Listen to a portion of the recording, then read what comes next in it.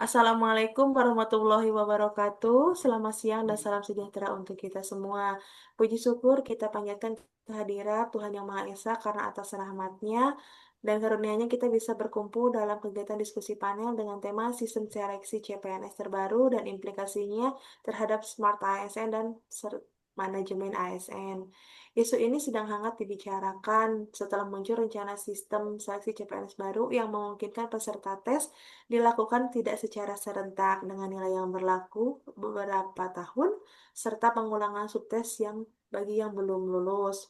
Melalui forum ini kita akan mengupas berbagai pandangan, baik yang mendukung maupun yang menolak, serta melihat bagaimana kebijakan ini berpengaruh terhadap upaya kita mewujudkan Smart ASN dalam tata kelola manajemen ASN yang profesional, adaptif, dan berintegritas.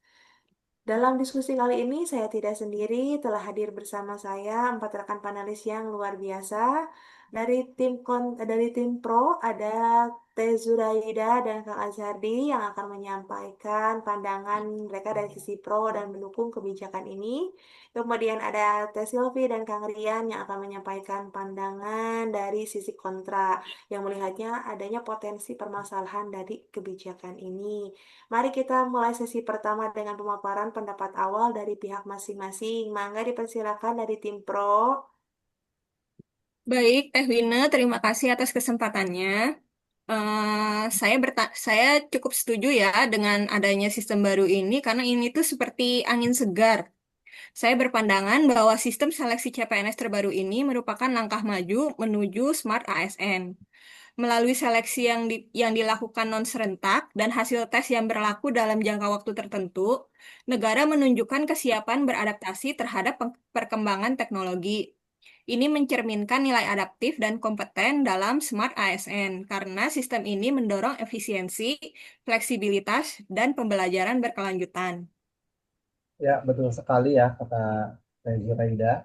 Selain itu juga, saya setuju dari sisi manajemen ASN, sistem ini memudahkan perencanaan untuk rekrutmennya.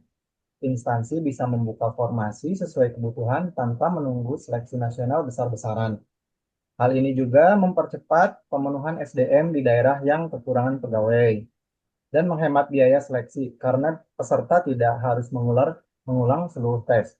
Jadi sistem ini bukan hanya efisien, tapi juga mendukung transparansi dan keadilan.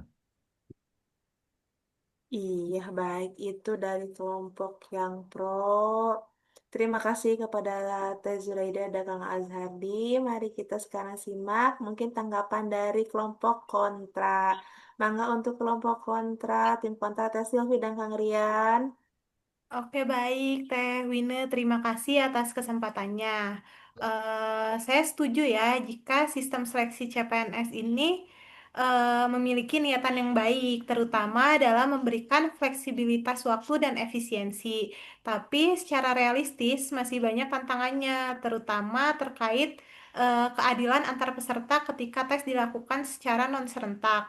Perbedaan waktu pelaksanaan akan berpotensi menimbulkan ketidaksetaraan seperti peluang kebocoran materi ujian. Selain itu juga ada resiko penyalahgunaan data dan manipulasi dari hasil tes. Apalagi jika sistem tidak memiliki mekanisme pengamanan dan audit yang kuat. Dari perspektif prinsip akuntabel dalam Smart ASN pun sistem ini sulit diaudit secara serentak sehingga akan berpotensi menurunkan transparansi dan kepercayaan dari masyarakat. Mungkin itu Teh Wine. Aryan bisa Ya, ditambah? Ya, menambahkan Kang ya Rian. dari sudut pandang manajemen ASN ya sistem ini bisa menimbulkan kompleksitas ya, masalah baru ya. Pengolahan data hasil tes yang berlaku selama 2 tahun ya tentunya akan memerlukan sistem informasi yang aman ya, terintegritas dan diawasi ketat. Yang kedua, jika infrastruktur digital di daerah belum siap ya, bisa terjadi ketimpangan antar wilayah ya. Akhirnya justru sistem yang dimaksudkan eh, efisien tidak bisa menimbulkan ya bisa menimbulkan tumpang tindih ya dan kebingungan administrasi gitu ya. Yang saya lihat ya, pandangan saya. Ya.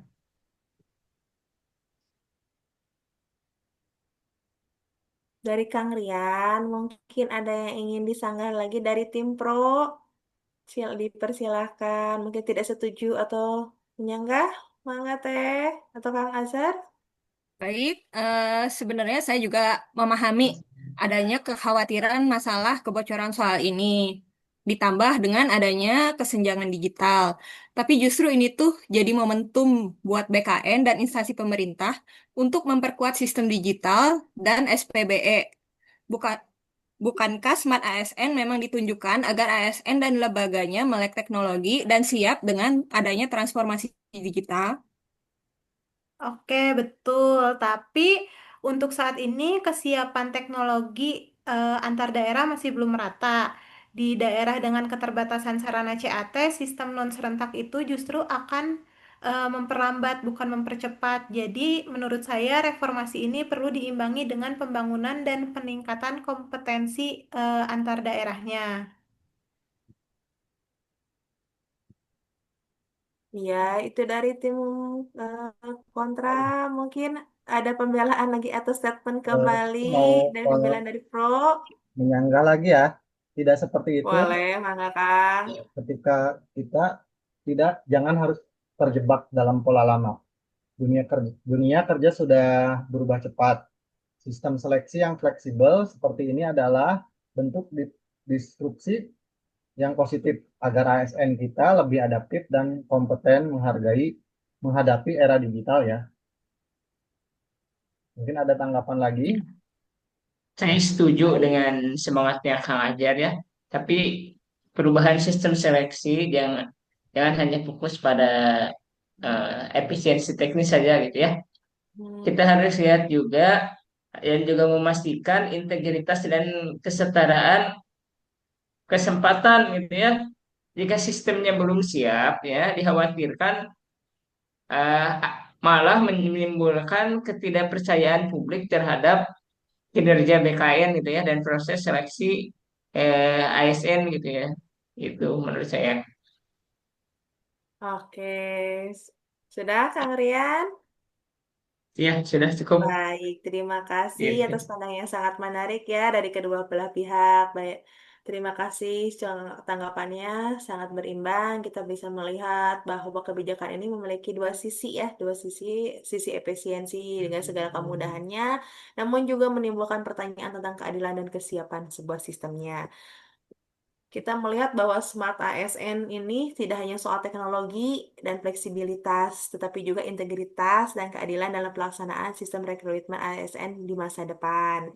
Baik rekan-rekan panelis dan para peserta diskusi, kita telah mendengarkan berbagai pandangan yang beragam. Dari sisi pro, kebijakan ini dinilai mampu meningkatkan efisiensi, fleksibilitas, serta mendukung digitalisasi rekrutmen ASN yang selaras dengan visi Smart ASN.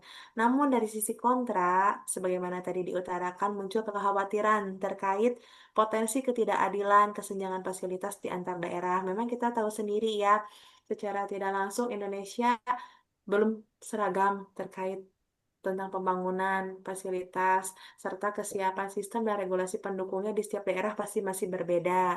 Di mana pasti ada perkataan yang tinggal di kota yang mempunyai banyak uang lah yang mempunyai kesempatan untuk mengikuti tes ini. Maka kita dapat simpulkan sistem seleksi CPNS terbaru ini merupakan langkah inovatif yang potensial, namun membutuhkan pengawasan, kesiapan infrastruktur, dan regulasi yang matang agar benar-benar mendukung prinsip good governance dan smart ASN yang kita citakan bersama. Terima kasih kepada seluruh panelis atas paparannya yang sangat konstruktif dan kepada seluruh peserta yang telah menyimak dengan antusias. Saya sebagai moderator mohon maaf apabila ada kekurangan dalam memandu jalannya diskusi ini. Akhirul kata, wassalamualaikum warahmatullahi wabarakatuh. Selamat siang dan sampai jumpa pada diskusi berikutnya. Terima kasih. Waalaikumsalam warahmatullahi wabarakatuh. Waalaikumsalam. Terima Waalaikumsalam. kasih, Teteh.